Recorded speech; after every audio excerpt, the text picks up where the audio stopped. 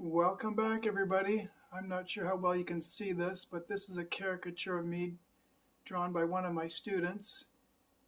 At the top it says Detroit Tigers and Green Bay Packers, two of my favorite professional baseball and football teams respectively. But that's me dressed as Spider-Man, and in one of the movies Peter Parker says, "I do my homework now," because he realized that things went a lot better when he did his homework. So I encourage you to do your homework.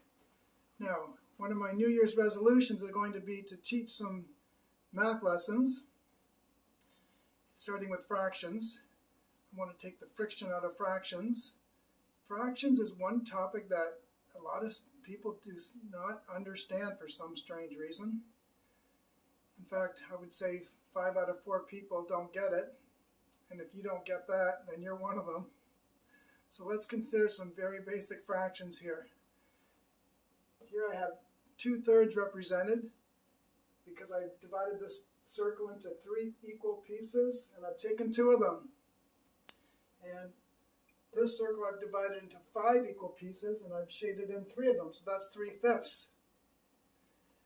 What if I want to think about 2/3 of 3/5?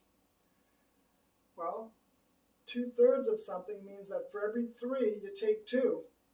Here I do have 3/5, so if I take 2 of them, I'm going to get 2/5. It's as simple as that. But let's see how we can calculate that more mathematically. In math, of can generally be replaced by multiplication.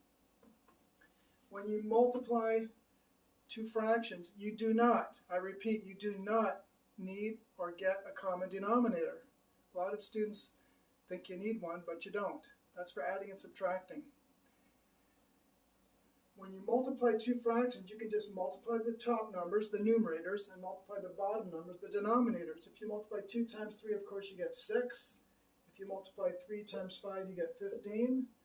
So 2/3 of 3/5 is 6/15. But that can be reduced because 3 goes into both of those. So if you divide both of those numbers by 3, you're not changing the value of the fraction, you're just simplifying it or reducing it.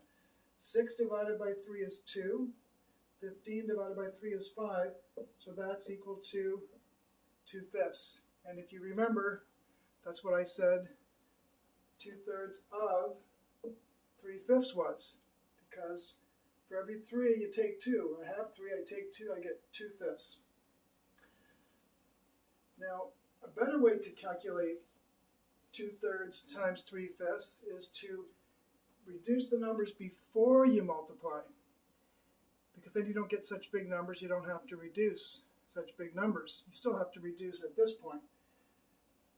Any number on the top can be reduced with any number on the bottom. So this 3 goes into itself once, and 3 goes into that number once.